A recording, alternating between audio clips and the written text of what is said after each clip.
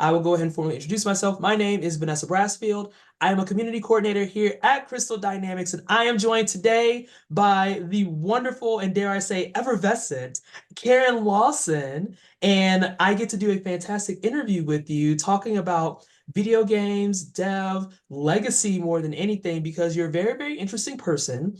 And I Thank you. had the luxury and the benefit of meeting you back in December at Sugar Gamers and was Hmm. very excited to find out that you are the daughter of Gerald slash Jerry Lawson.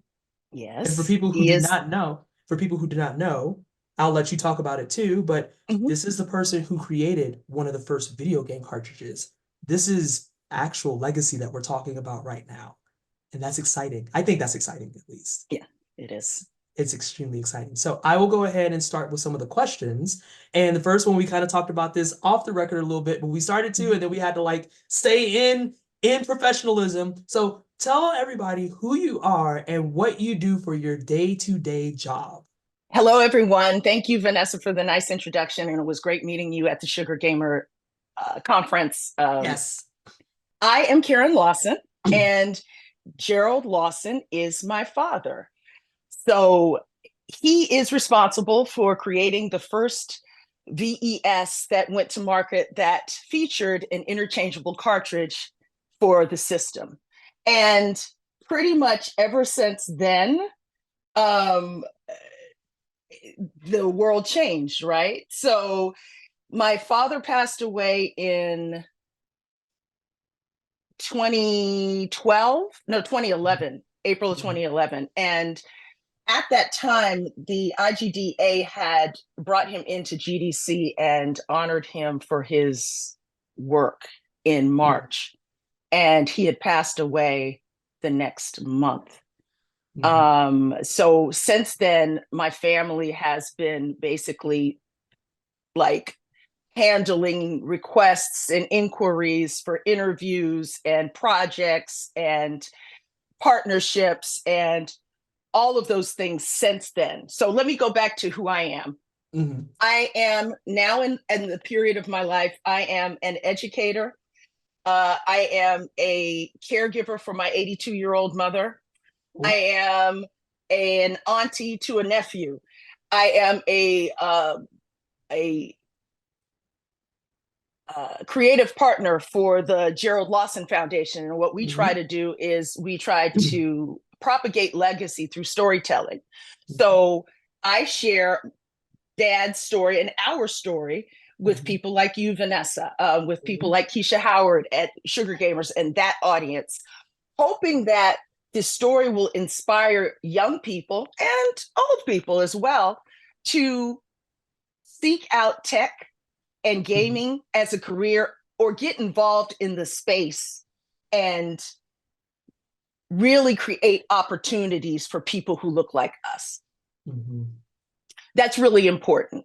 So when we tell the story and people share the story, we also see that the story is not unique, even though, hey, why did this happen? Why didn't we hear about this for so long? We've always heard about hidden figures in all aspects of what Blacks have contributed to technology or any other arena.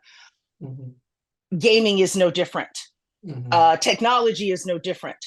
So around 2013, I saw the importance of stepping up and being able to share my dad's story with a greater audience because I saw the impact of what his invention did for the industry and really kind of opened up a whole realm of possibility as far as innovation, creativity, and development in gaming and in technology, period. See, and that's a lot too. Like, I really enjoy that you also added a lot of the personal aspect of it too, because I think people forget that while we're talking about all these topics of we want to see better development of blackness in game dev, blackness in tech, blackness in education, but also Mm-hmm. you're an aunt, you're a caretaker, you're all these other things at once. And so it really just humanizes the aspect of We are here and we have important contributions to all of this, but we're also people. We We're are. people. We're doing Hmm. stuff and we're trying our best. And I think that that's something that's very important that a lot of people don't internalize well. Like the only thing that you can do is your best. And once you recognize that need, you have to figure out what is the best for me? What is the best? How do I contribute to this? But this is your interview, so I'm not going to take up all of your floor.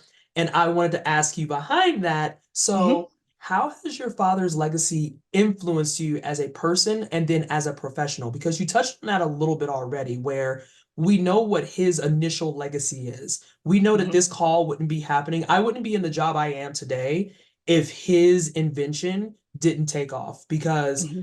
I did not use the same cartridges that he created, but his creation is what led me into things like playing games on a Sega Genesis. Exactly. Mhm. Exactly. And I think that's the importance of the Channel F when you look at it in history. Um, it allowed for other innovations and other um, manifestations of the same to impact the industry the way they have. So, you had the Channel F, then you had the 2600, then you have, I'm not going in order, but you have the Sega Genesis, and you have, the Nintendo, you have a PlayStation, you have an Xbox. You have Yes. to go back to, and prior to the Channel F, you had the Magnavox Odyssey, and you had, so we have to, first of all, acknowledge the invention itself, acknowledge the work that it has been put into it, and then acknowledge the bigger impact that not only that invention had on the consoles, but what that invention had on the way that the business of gaming is done, right? So extracting the game from the console enabled the industry to say, hey, we can sell the games for X amount of dollars and we can sell the consoles for X amount of dollars, right? Mhm. So that has made a huge impact. And I have to tell you that I know that the gaming industry is the biggest entertainment form of entertainment in the world. It's Mhm. bigger than movies in and of themselves. It's bigger than music combined. It's bigger than all of these things. So when we look at how that is going to impact how we move from here out, we have to acknowledge the contribution that Blacks have made in this space and be able to say, you know what, if we made an impact at this place, why can't we make an impact in this space in 2024? And Mhm. how can we as a group and individually, because it takes all of us, right? How can we Mhm. individually as a group widen that opportunity gap for Blacks and Browns to enter and really be able to thrive in the gaming and tech spaces? That's really the challenge. Mhm. Because when you look at the consumer base, most of the people who are, consumers on the end of users are Black and brown people. And Mhm. what needs to happen is that that consumer base needs to be reflected Mhm. in the companies and in the jobs that create those games to reflect who's actually playing those games. Mhm. And it needs to be better represented across the board. I think we're making some ins, but I think it's important for us to each as an individual, each one teach one, do everything that we can Ooh, to help the next person come in. I like And I the each think one teach one. Continue, you have continue. to, you have to. Well, we're all connected, right? Have you ever heard of the theory of 6 degrees of separation? Right? So the theory goes that everyone on the planet is connected by 6 other people. So if you find the right 6 people, you can connect yourself to everybody else on the planet. Well, my theory is it might be that for everyone on the planet in general, but for us as Blacks as a group, it's 2 degrees, right? So it's like, okay, you have one person here, have a conversation with this person, and you can see where that leads. And I'm hoping that by me sharing the story on multiple platforms, the story is gaining more momentum, and increased interest is left as a result. So people are even more and more interested in the story now than they were when he passed away in 2011. And very transparently, I learned about it myself last year because I knew, but I didn't know, if that makes sense. Okay, no, that's yeah. And so I really like the each one teach one that you were talking about, because I've been in the gaming industry proper for about a year and a half now. I have no shortage of awesome Black devs that I've directly connected to. Like, even before I got here, there were lots of Black indie devs that I was connected to. Like Danny Launders comes to mind. She has been absolutely wonderful. They created their own company, created their own game. And like you said, there's no shortage of Black and brown people that are in these spaces doing the thing. Like, very, very plainly, they're doing the thing. And now we're at that stage where we need to make sure that they have the resources, the visibility, the access to do the thing. Last year, we had a lot of really, really big strides. I don't know if you saw like games with, what was it? We had things like Thirsty Suitors along with Venba, which are two all brown-led games. And you can tell from how it's made. You can tell from the story and the passion and the care and the culture. And that type of stuff, I think, is very, very important. And I know a lot of people are just like, oh, we're tired of talking about this type of stuff and so on and so forth. And it's like, but it's still something that needs to be addressed because we're getting better, like you said. I think that we are on a right trajectory, but it is still a challenge, and we are still kind of ice skating uphill a little bit. We're still ice skating uphill a little bit. We are. And what we're trying to do is, be able to level that rink, right? We don't you don't want to have to ice skate uphill all your life, right? You want to be able to be in a safe space that you can thrive in and be heard and be seen and be taken seriously, really. And not be put off like, oh, you don't have anything to offer because of insert excuse here. Or make up an excuse to insert here, right? I think that we've had enough of that just in general. But I'm hoping that through conversations that I'm having with different people, and yourself included, back to the introduction part, I didn't call myself a tech advocate, but I call myself a tech advocate. So anywhere, like creative partner / tech advocate, anywhere that I can help bridge the gap or bridge spaces that need to be bridged or connect people to resources, and resources can be other people, right? It's not always financial, right? Yes. Any way that I can help us have a bigger voice in gaming and technology, I am here for it. Because that's the only way that we can really truly be innovative. So for me, diversity, you can't have innovation without diversity.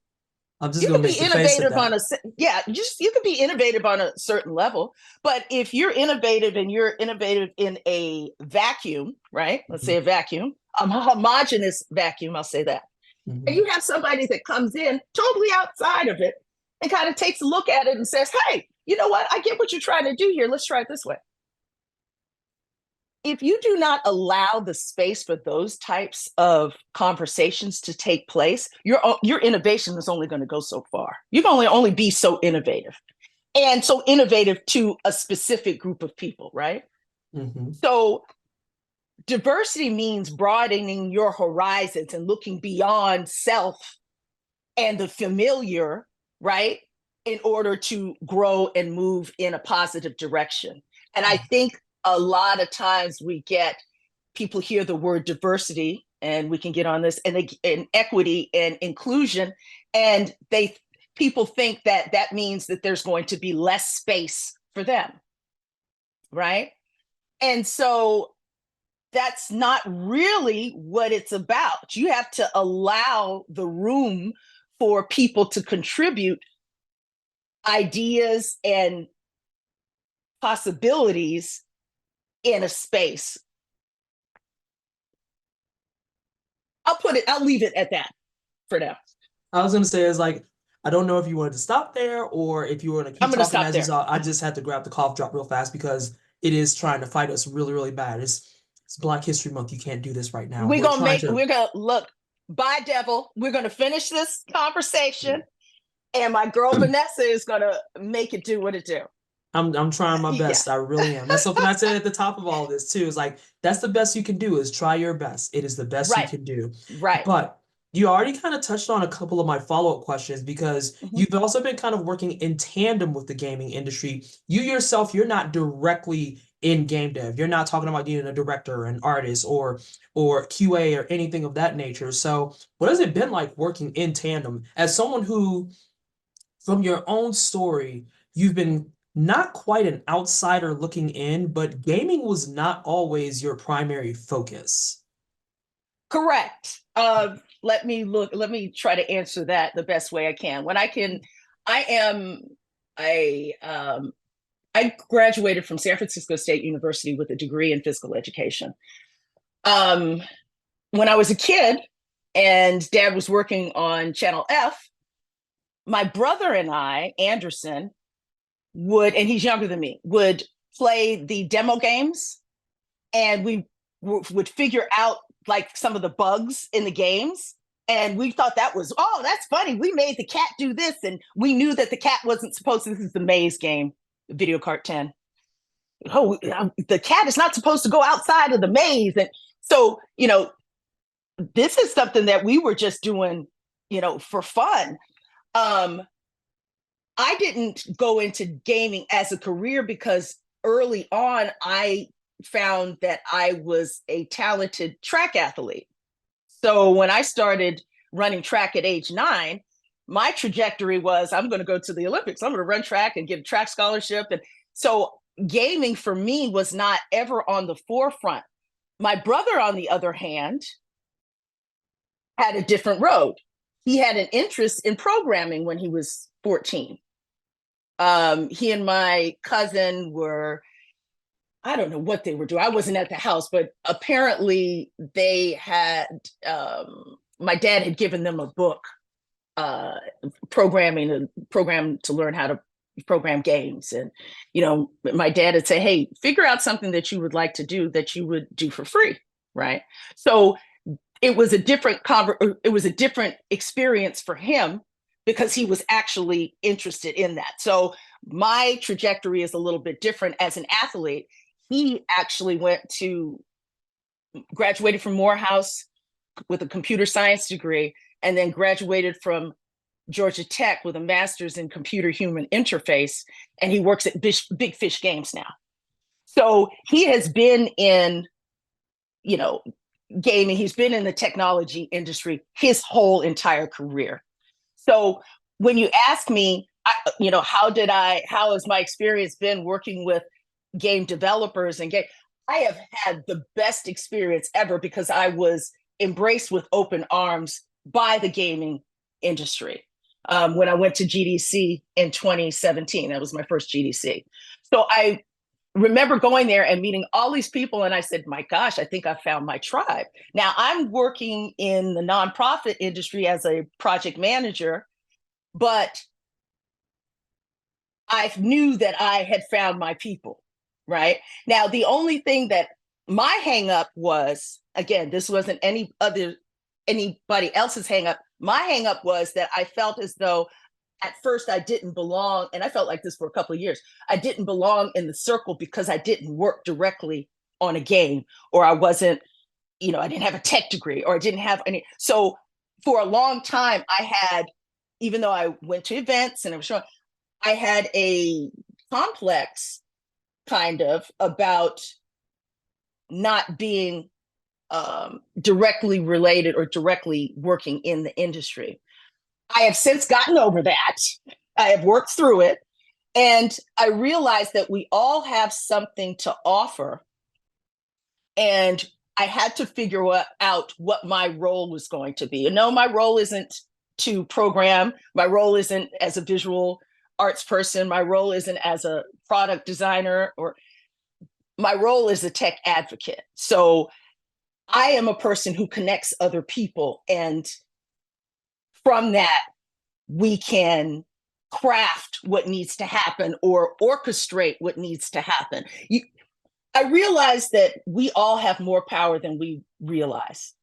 And I was kind of beating myself up over it when I needed to just say, okay, let's look at our strengths. What are my strengths? One of my strengths, really big ones, is connecting with people and relationship building. So what I did was, you know what? Run on your strengths. So what I would do is I would meet people and then I would follow up with them and keep them in my circle over the years, right? And that has actually led me to you and led to all the other opportunities that I'll be participating in the next couple of weeks because I kept in contact and because I built relationships with the right people in the game dev industry. So that work has garnered partnerships, speaking engagements, and working with folks in a way that I wasn't even sure that I was going to be even up to after my dad died. So, for 2 years after my dad passed, I wasn't even thinking about really legacy or how are we going to, I've had a fleeting thought or two, but we were in a lot of pain. So here's a quick little story. When you talk about legacy, people ask me, oh, when did you guys start thinking about legacy? At the time of my father's death, my brother and his wife were trying to have a baby. And they were married for like 8 years, and they were trying for this baby. Right. My dad passes away in April 2011. 3 months later, we find out that Jennifer's pregnant, and my nephew, my dad's grandson, Mason, was born in April 2012. So he was almost born on the day that my father passed away. And he looks just like him, right? So that was the first thought. When he came along, it was like, okay, for everybody as a group, we were completely happy, right? What are we going to do with this baby? Yes. and after that, more seriously, it was, okay, what are we going to tell this baby about his grandpa? How are we going to have him get to know his pop-pop when his pop-pop isn't here? So that was one of the big things that we thought about when it comes to legacy, literally. And that on down the line, in combination with a lot of other things that were happening in tandem, caused me to and our family to open and start a foundation in my dad's name. So the Gerald Lawson Foundation was incorporated or created in 2018. And we created it because there was a lack of diversity in the gaming space. So in the time between Mason's birth, 2012, and 2017, where I actually went to my first GDC, there was a lot of things going on in that time with me personally and professionally and just as a family. And so I knew that I was in a job where I was in a nonprofit space. I was working at an organization that was a evangelical, conservative, white organization that was headquartered in the South. I will stop right there. So that's where I spent almost 11 years. Learned a lot there, but I knew that I wasn't going to be there for the duration of my career because I saw that my dad's story and the legacy, I knew that I had a responsibility in building what that legacy and shaping what that legacy was going to be when we were talking about my dad. So at the time I was working at a nonprofit, I started the foundation thinking and hoping that, doing a little manifestation here, that I would move into working as a creative partner in the foundation full time. So that's what the aim was. So when you look at that and you look at the timeline, you think about it, the universe gives you exactly what you ask for, right? So we had started the foundation, I think it was May 2018. By October 2018, I had left my job. That's a 6-month period, but that 6-month period had so many things that were happening so quickly. I didn't realize that it would be 6 months, but the universe knew different.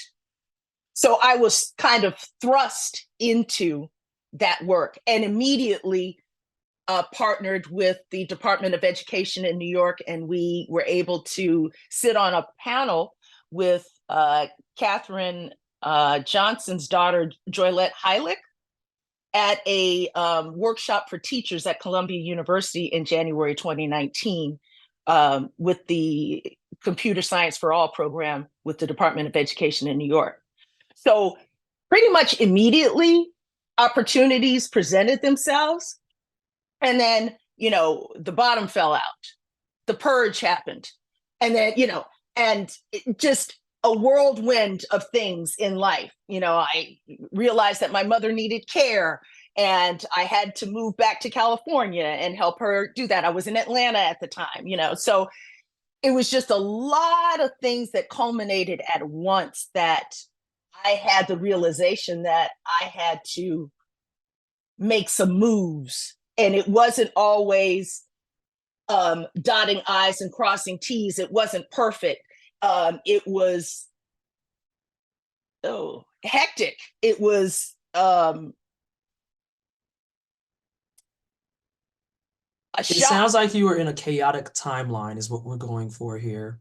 A very We are chaotic timeline. chaotic, very chaotic. You know how you can go along. I'll just use my finger. You can go along in life and do, and then something happens. I have been in this for the last 5 years. I'm coming out. Okay. Yeah. But this is not necessarily a bad thing, but it's a period of change. So you look at a line on a graph and you get this. But the good thing about it is the next iteration always hops up. I never go back to, always hop. So I'm hopping up to, I'm now a public speaker, right? I'm a tech advocate. I'm comfortable with that now, right? So I'm owning the things the ideas that I had. And I have to credit my dad for that. My parents, but I'm going to credit my dad for that because when I was a kid, one of the things that, and this speaks to his legacy as well, one of the things that he was adamant about was that I had agency over my own life. And I was directly responsible for how my life was going to turn out. And you have opportunity, you're smart, get out here and decide what it is that you want to do and go and do that thing, right? So very early on, I was very confident in my abilities and I just moved through the world like it was mine.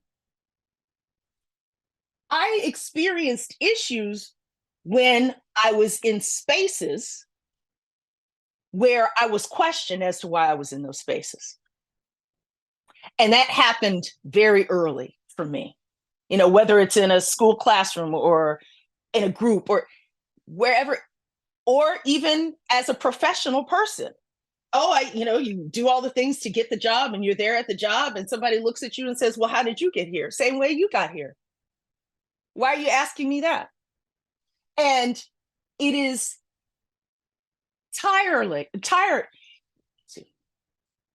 it is eternally draining and tiring before you have any work that you have to do, to even have to answer or dignify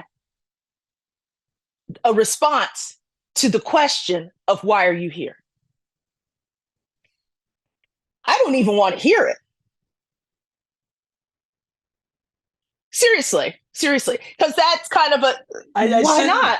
I shouldn't laugh, but that's something that's very, very common. I've noticed in the game dev circles that I'm in right now. I have so many people that I follow. I'm not going to name everyone because we'll be here for the Oh, next hour, right. but we've all kind of had that same realization and that same conversation point of just saying, there reaches a fine point where we need to start interrogating why when someone pulls up that very plainly speaking Hmm. is a person of color, in this case, Black people Hmm. with credentials, with accolades, with the credibility, we Hmm. still are compelled to question it. We are still compelled to look at it and say, are you sure you're supposed to be here? Even in my case, I've been, like I said, with Crystal Dynamics for a year and a half. And I did Black History Month last year when it was my 6 month anniversary.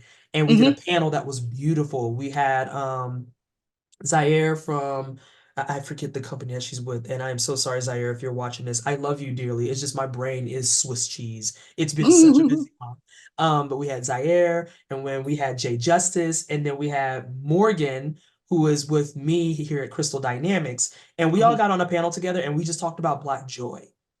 Mm. And one of the things I've been making that a point to talk about that more because I think that this Thank stuff is very you. important, but I'm also very tired of when we enter these spaces, the only thing that we seem to have credibility for is talking about trauma and bad stuff. And I'm like, no, I Yes. would love to talk about like my achievements. I would love to talk about how it's a year and a half I've been at Crystal Dynamics. I would love to talk about how we have a game releasing and there's a chance that I might have my first game credit before 2 years in the game industry. Like that's monster size. Wow. That's monster size. But we can't talk about that because we are too busy fending off naysayers who are just like, oh, I'm pretty sure you shouldn't have that job. And it's like, I don't know how to convince you without being rude at this point Hmm. that I am here because I am qualified. Right. Right. I'm not here just filling in an affirmative action seat. Mm. And that is, and again, not just in gaming, right?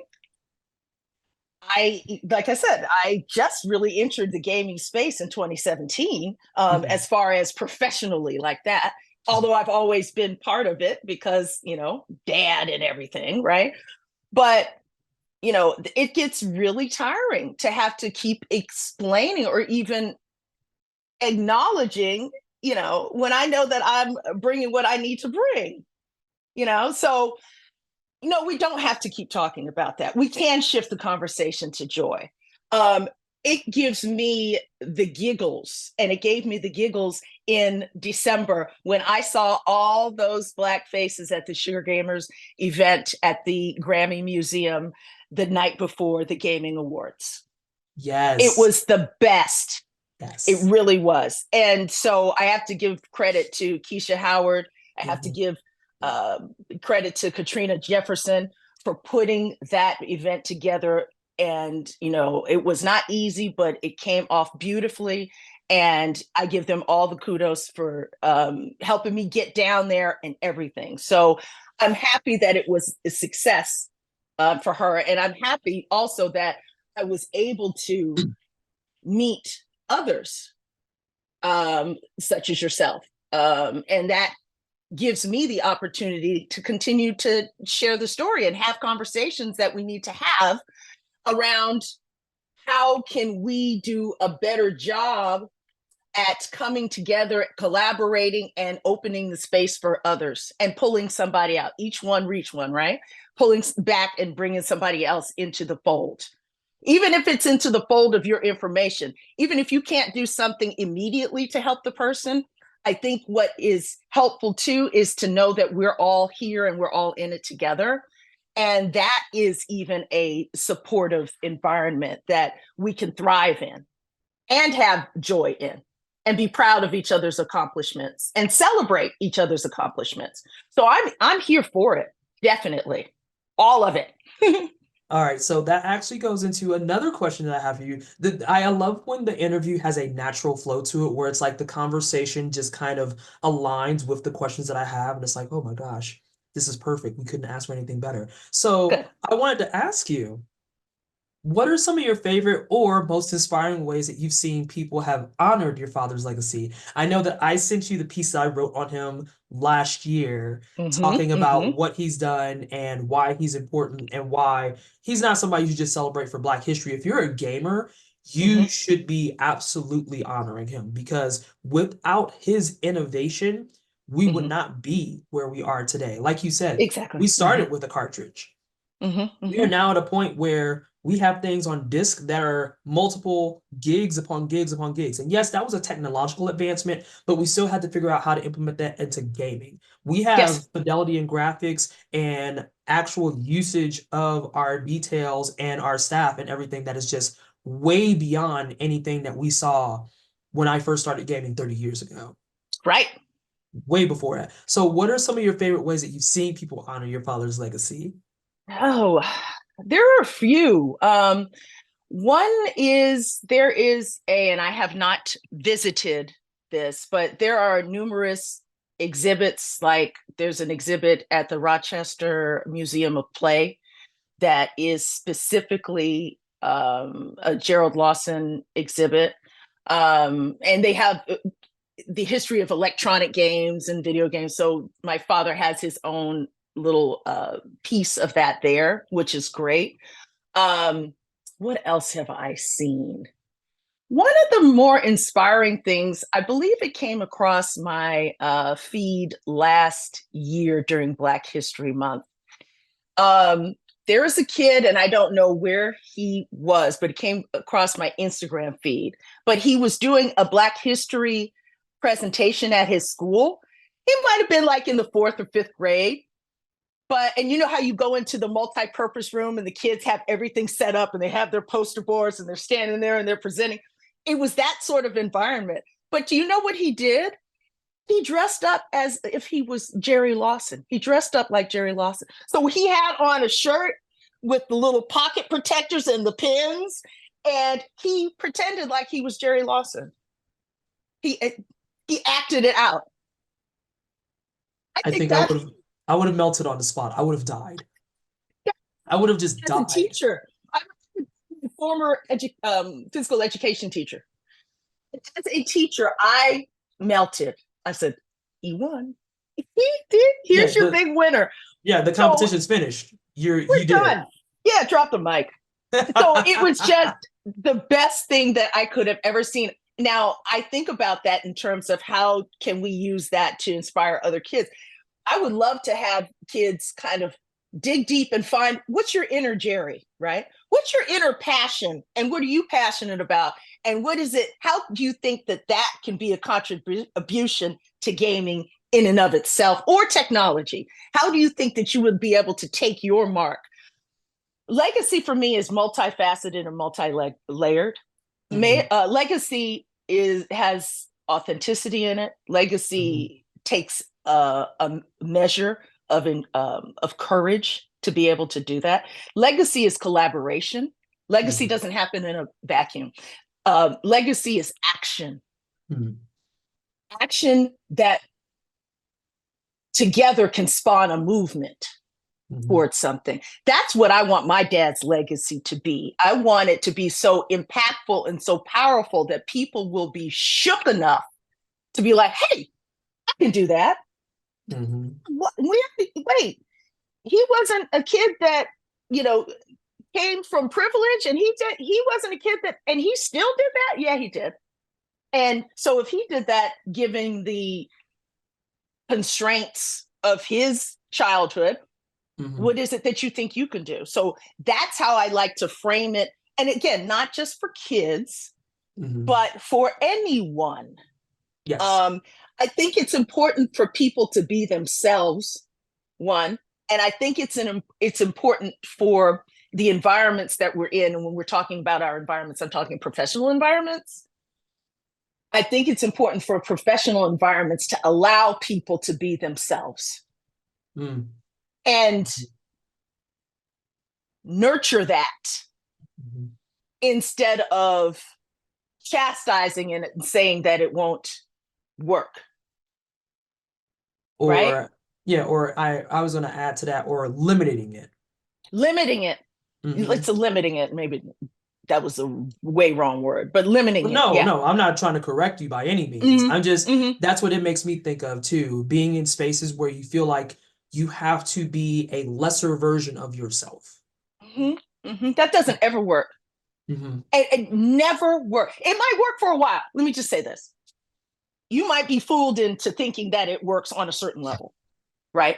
But there's always going to be a point in time where you're going to have to be, and here's where authenticity comes in, Mm-hmm. where you're going to have sit down and have this talk with yourself and say, self, is this really working? Because you're going to get intuition is very, very powerful. Mm-hmm. And you can only go so far without that intuition if you're tuned into it. If you're not tuned into it, it doesn't matter. But you could only go so far with being tuned into your intuition where it's going to get to a point where you cannot thrive in the space that you're in any longer. Mm-hmm. And you have to make some changes, and those changes start with you. And then, like I said, each one teach one. You know, the change that you start with you will affect other people, and I think people don't recognize that, or they realize that. I want people to change their sphere of influence, and I want people to use their sphere of influences for good, right? And I think that once we're dialed into that and really understand that we as one person can effect change, that's when the floodgates open, and that's when things are, I want to say easy, but that's when things get flowing, right? And Mm-hmm. momentum gets growing. Mm-hmm. And in So, terms of legacy, that is huge. yes, yes, I 100% agree because, like I said, we're making good progress. I love the people that I see working in the spaces now and a lot of the strides that they're making and a Mm-hmm. lot of how they're allowed to be themselves and it's making a lot of good change. But unfortunately, we are getting close to the end of our call.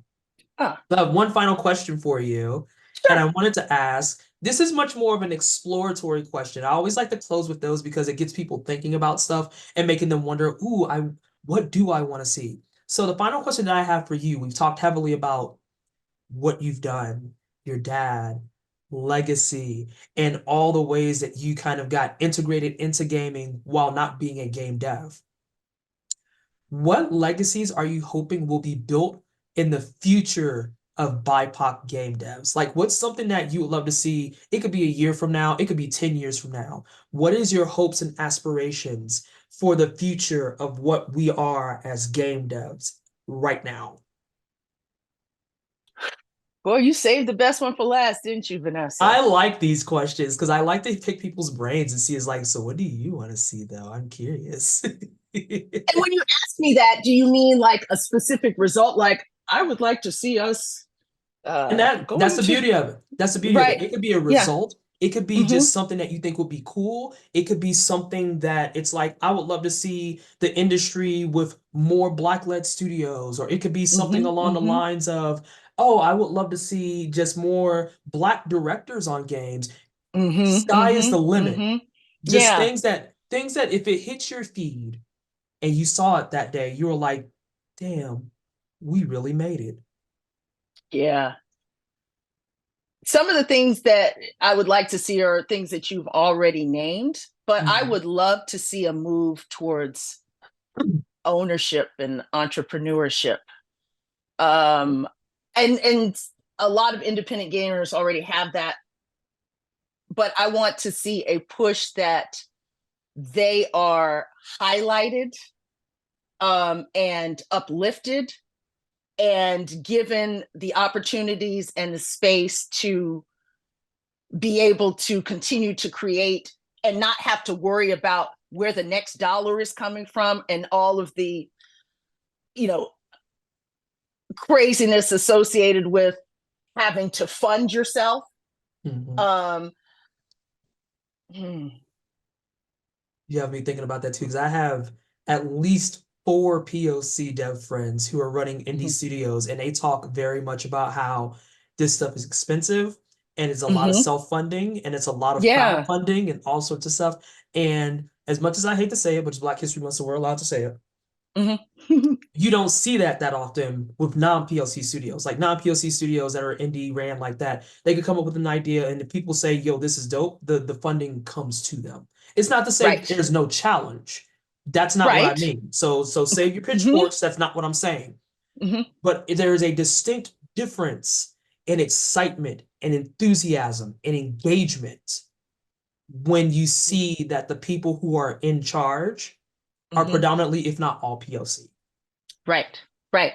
I want to see more Black and brown people, and this is just not in the entrepreneurial way, but it professionally and at companies, from your Sarah Bonds all the way through, right? Mm-hmm. So at every level of your organization, you should have somebody who reflects your consumer base. We started this before and we talked about that. And I don't know what the stats are on, but they're pretty high that Blacks and brown people are the highest percentage of consumer base or user base for gaming, right? Mm-hmm.